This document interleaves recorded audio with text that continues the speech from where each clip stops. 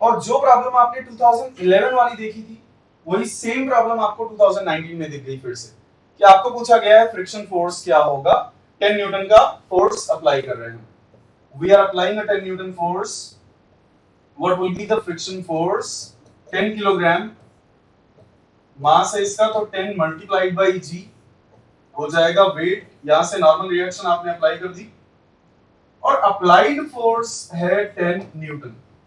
अब आप vertical direction में फोर्सेस बैलेंस कर लो। सबसे पहले वर्टिकल डायरेक्शन में फोर्सेस बैलेंस करोगे तो आपको मिलने वाला है n upward and 10 multiplied by g downward, तो ये हो जाएगा 98.1 न्यूटन। क्लियर है? अब दोस्त 98.1 न्यूटन को अगर आप म्यू से मल्टीप्लाई करो तो आपको फ्रिक्शन फोर्स की लिमिटिंग वैल्यू मिल जाएगी, फ्रिक्शन फोर्स की मैक्सिमम वैल्यू मिल जाएगी कि इस सरफेस पे कितना मैक्सिमम फ्रिक्शन फोर्स डेवलप होने की औकात थी। ओके, तो वो औकात क्या हो जाएगी? वो औकात हो जाएगी 0.2 multiplied by 98.1, this is going to be 0.2 multiplied by 0.2 multiplied by 98.1, this is 19.62। तो इस सरफेस पे 19.62 न्यूटन तक का फोर्स अप्लाई किया जा सकता है, लेकिन क्या आप 19.62 न्यूटन अप्लाई कर रहे हो? नहीं। तो उसके पहले तक आप जितना फोर्स अप्लाई करोगे उतना ही फ्रिक्शन डेवलप होगा। एक बार फिर से मैं आपको बता दूं कि आप फोर्स अप्लाई करते हो 1 न्यूटन, फ्रिक्शन भी डेवलप होता है 1 न्यूटन। फोर्स अप्लाई करते हो आप 5 न्यूटन, फ्रिक्शन भी डेवलप होता है 5 न्यूटन। फोर्स अप्लाई करते हो 10 न्यूटन, फ्रिक्शन भी डेवलप होता है 10 न्यूटन। फोर्स अप्लाई करते हो आप 15 न्यूटन, फ्रिक्शन भी डेवलप होता है 15 न्यूटन। फोर्स आप अप्लाई करते हो 19.62, फ्रिक्शन अपनी औकात पर पहुंच चुका होता है, उसके बाद फ्रिक्शन सरेंडर कर जाता है। फ्रिक्शन बोलता है यहाँ के बाद से आप कितना भी फोर्स बढ़ा दो मेरी वैल्यू बढ़ने वाली नहीं है। लेकिन उसके पहले आप कहीं भी हो, आप 10 न्यूटन अप्लाई कर रहे हो, आपका अप्लाइड फोर्स 10 न्यूटन है, तो फ्रिक्शन भी उतना ही फोर्स तो लगाएगा जितना लगाकर काम चल जाए। So since applied force is less than capacity, इसलिए इक्विलिब्रियम से आप देखने वाले हो। वंस अगेन मैं आपको रिक्वेस्ट करता हूं, आप कंप्लीट इंजीनियरिंग मैकेनिक्स देख लो, यहीं पर इसी चैनल पर अवेलेबल है। आप ये सब प्रॉब्लम्स देख के आप बोलने वाले हो हाँ। सो इक्विलिब्रियम से आपको फ्रिक्शन फोर्स मिल जाएगा 10 Newton. So correct answer is 10 Newton. Correct answer is 10। 10 से ज्यादा नहीं डेवलप हो सकता। आ गए हैं हम लोग 2020 में। ये टॉपिक, ये क्वेश्चन जब आया 2020 में, तो ये क्वेश्चन जानने के बाद शाम को स्टूडेंट्स ने बताया कि ये क्वेश्चन आया, मैं बहुत ग्लैड था। क्यों?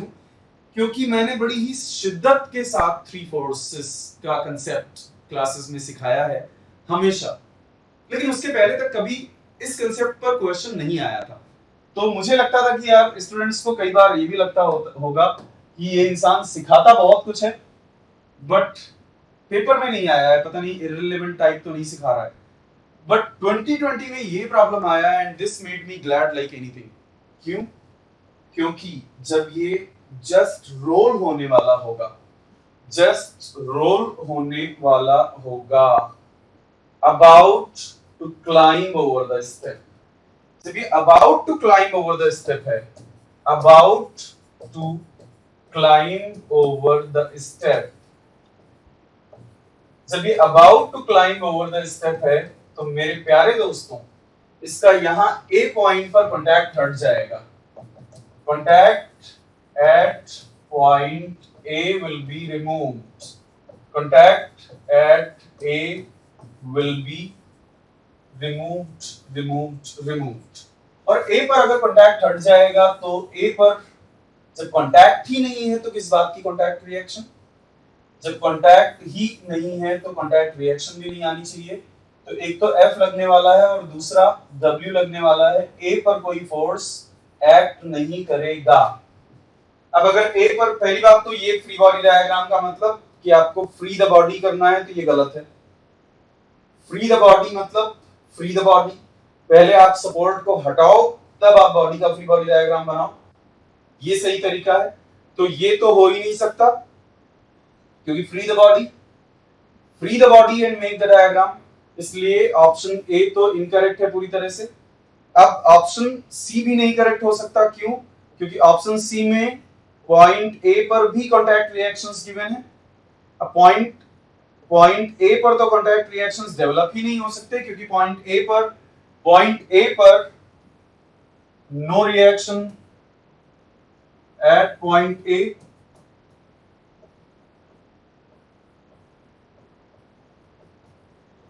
No reaction at point A, और no reaction at point A का मतलब थर्ड ऑप्शन भी गुड़ुम। ओके, अब आपके पास सेकंड ऑप्शन और फोर्थ ऑप्शन दो बचते हैं, दोनों में चूज करना है। आप आज के बाद से याद रख लो कि अगर कोई बॉडी तीन फोर्सेस के अंडर में इक्विलिब्रियम में है तो तीनों फोर्सेस को कॉन्करेंट होना पड़ेगा, और कोई चॉइस ही नहीं है। अगर कोई बॉडी तीन फोर्सेस के अंडर में इक्विलिब्रियम में है तो तीनों फोर्सेस को कॉन्करेंट होना पड़ेगा। वंस अगेन आपको ये कंसेप्ट डिटेल में सीखना है, और इस कंसेप्ट पे और भी ढेर सारे प्रॉब्लम्स सॉल्व करने हैं। Go to complete engineering mechanics का कोर्स इसी चैनल पे अवेलेबल है। तो दोस्त, ए पर कोई रिएक्शन हो नहीं सकता, इसलिए हमने थर्ड ऑप्शन को रिजेक्ट कर दिया। पहला ऑप्शन इसलिए रिजेक्ट कर दिया क्योंकि उसमें फ्री बॉडी डायग्राम का मतलब होता है कि बॉडी को फ्री करके बनाओ भाई, तो बॉडी को फ्री ही नहीं किया गया है। दूसरे और तीसरे में से दूसरा ऑप्शन इसलिए करेक्ट है क्योंकि यहां पर सब तीन क्यों चार फोर्सेस लगेंगे ना, एक नॉर्मल रिएक्शन और एक फ्रिक्शन। अरे बाबा, आपको पता है ना कि नॉर्मल रिएक्शन और फ्रिक्शन अलग अलग होते हैं, सरफेस को थोड़ी ना पता है। सरफेस तो रिजल्टेंट रिएक्शन लगाता है, surface makes resultant reaction. So three forces must be concurrent. और एग्जामिनर ने बड़ी चालाकी के साथ यहां पर n लिखा है और यहां पर r लिखा है। देखो, r का मतलब हो गया कि उसमें सब कुछ इंक्लूडेड है, उसमें फ्रिक्शन भी इंक्लूडेड है, उसमें नॉर्मल रिएक्शन भी इंक्लूडेड है, एंड व्हाटएवर, उसमें सब कुछ इंक्लूडेड है, रिजल्टेंट रिएक्शन है वो। So three forces must be concurrent. Three forces, अगर कोई भी बॉडी तीन नॉन पैरेलल फोर्सेस के अंडर में इक्विलिब्रियम में है तो उन तीनों फोर्सेस को कॉन्करेंट होना ही पड़ेगा, और कोई चॉइस नहीं है। इसलिए करेक्ट आंसर है यहां पर B. The correct answer is B. Okay, ये रहा आपके सामने अगला सवाल। 2021 में आया हुआ ये problem is again one of my favourite problems. ये भी एक one of my favourite problems में से 30 डिग्री पर ये है, 750 न्यूटन का हॉरिजॉन्टल फोर्स अप्लाई किया है और 900 न्यूटन का वर्टिकल फोर्स अप्लाई किया है, और आपको बोला गया है, एग्जामिनर ने बड़ी ही चालाकी के साथ इस न्यूमेरिकल आंसर टाइप क्वेश्चन में कम से कम 30% स्टूडेंट्स को, बहुत ही चालाकी के साथ कम से कम 30% स्टूडेंट्स को ट्रैप कर लिया। कैसे ट्रैप कर लिया? एग्जामिनर ने बोला दैट कहां गया just block is just about to slide. Examiner ने बोला block is just about to slide, block just slide होने वाला है। और जब इंक्लाइन प्लेन पे ब्लॉक देखते हैं ना लोग, तो उनको स्लाइड का एक ही मतलब समझ में आता है, और उस इंसान ने वैल्यूज देखो कैसे चूज की, 900 न्यूटन ज्यादा, तो 900 न्यूटन ज्यादा वाला फोर्स नीचे की तरफ ही स्लाइड कराना चाह रहा है, बट एक्चुअली ब्लॉक में टेंडेंसी है ऊपर की तरफ स्लाइड होने की। क्यों? क्योंकि 750 न्यूटन 30 डिग्री पर ज्यादा नेट फोर्स प्रोड्यूस कर देगा। देखो और समझने की कोशिश करो। आप पहले अपनी तरफ से मान लो कि नेट फोर्स किधर की तरफ जनरेट हो रहा है, मैं ये कैलकुलेट करने की कोशिश करूंगा। So I have 750 newton acting in this direction and I have 900 newton acting in this direction। मैं आपको ऑलरेडी बता चुका हूं कि जो प्लेन का एंगल होगा हॉरिजॉन्टल से, वही एंगल होगा वर्टिकल, नहीं, ये 30 डिग्री है तो ये 60 डिग्री हो जाएगा, दिस विल बिकम 900 का एंगल हो जाएगा 60 डिग्री। और अगर ये 750 का एंगल कितना हो जाएगा प्लेन से, जाहिर सी बात है 30 डिग्री। तो 750 का एंगल, 750 तो हॉरिजॉन्टल है और हॉरिजॉन्टल से प्लेन का एंगल है 30 डिग्री। हॉरिजॉन्टल से प्लेन का एंगल है 30 डिग्री। नेट फोर्स कितना है up the plane? Net force अगर मैं प्लेन पे अपवर्ड डायरेक्शन में कैलकुलेट करूं और वो पॉजिटिव मिल जाए, इसका मतलब है कि नेट टेंडेंसी अपवर्ड होगी। तो नेट फोर्स अपवर्ड हो जाएगा 750 cos 30 और डाउनवर्ड हो जाएगा 900 cos 60। Downward it is going to be 900 cos 60. This value, as far as I remember, is going to be somewhere around 119 or something. या तो 119 है या 199 है, जहां तक मुझे याद है। ये वैल्यू हमें मिलने वाली है, एक बार कैलकुलेट ही कर लेते हैं, बेटर होगा। हाँ जी 199, सो 199.52। और ये पॉजिटिव वैल्यू है, पॉजिटिव वैल्यू है मतलब net force is acting upward, net force is acting up the plane. Since I'm getting positive, since this value is, since we get net value as positive, तो हम conclude कर पा रहे हैं immediately कि net force is acting upward and the net force is acting upward, तो friction force downward act करेगा। और वही कैच है इस प्रॉब्लम में। इस प्रॉब्लम को कितने ही स्टूडेंट सॉल्व करके आए फ्रिक्शन फोर्स को अपवर्ड मानते हुए, और जब फ्रिक्शन फोर्स को अपवर्ड मानोगे आप तो आपको कुछ और आंसर मिल जाएगा। तो कितने ही स्टूडेंट्स ने इसको सॉल्व किया? अच्छा, वेट नेग्लिजिबल है ऐसा गिवन है, तो मोशन अब आपको पता चल गई। मोशन की डायरेक्शन क्या है? मोशन की डायरेक्शन है अप। यहाँ पे नॉर्मल रिएक्शन एक्ट करेगा, normal reaction is going to be n। और क्योंकि मोशन अपवर्ड डायरेक्शन में टेंडेंसी रखता है, इसलिए क्योंकि मोशन की टेंडेंसी है अपवर्ड डायरेक्शन में, इसलिए जो फ्रिक्शन एक्ट होने वाला है वो उसके ऑपोजिट एक्ट होगा। और just about to slide given है, जस्ट अबाउट टू स्लाइड का मतलब फ्रिक्शन फोर्स अपनी लिमिटिंग वैल्यू पर पहुंच चुका है। Friction force has reached its limiting value. दोस्त अलोंग द प्लेन बैलेंस कर लेते हैं, पहले perpendicular to the plane balance कर लेते हैं। मैंने आपको ऑलरेडी बताया है कि ऐसे केसेस में बेस्ट पॉसिबल स्ट्रैटेजी ये होगी कि आप x डायरेक्शन को हमेशा प्लेन के अलोंग अस्यूम करो और y डायरेक्शन को प्लेन के परपेंडिकुलर अस्यूम करो। x डायरेक्शन को प्लेन के अलोंग अस्यूम करो और y डायरेक्शन को प्लेन के परपेंडिकुलर अस्यूम करो। So this is going to be x and this is going to be y। तो y डायरेक्शन में मैं फोर्सेस को बैलेंस कर लेता हूं।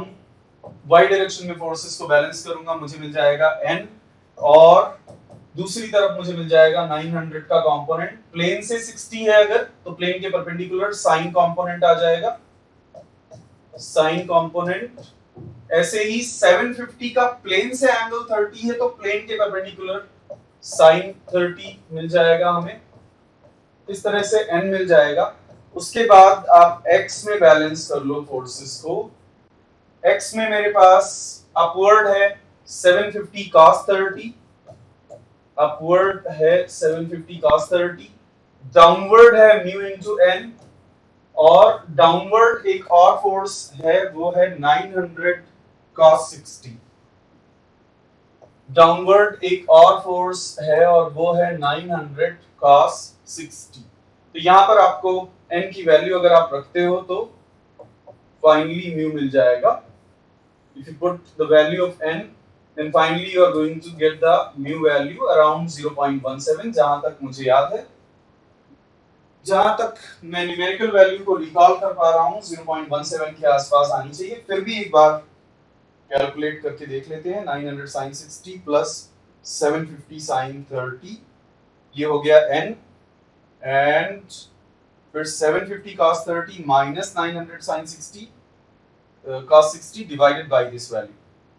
So divided by 750 cos 30 minus 900 cos 60, and उसके बाद मुझे 1 अपॉन आंसर करना होगा। हाँ जी, perfect, 0.1728। It's time to experience something glorious. Unacademy Combat. Compete, crack, conquer. A challenging gate contest engineered to give you an experience like none other. where you put your knowledge to test. and battle it out with the best. To bring out the best in you, Unacademy Combat is the most competitive, gamified contest for gate till date, with the best of the questions by best educators. With detailed video solutions from top educators right after each contest. Combat live with peers to get real-time rankings and win big. Participate in every contest to improve your ratings. Challenging contests every fortnight or alternate Sunday. Live ranking after every question. Big rewards for top rankers. Your passion to crack gate deserves this. Your hard work towards your dream deserves this. Fuel your inner fire for the ultimate gate challenge. Unacademy Combat. Register now.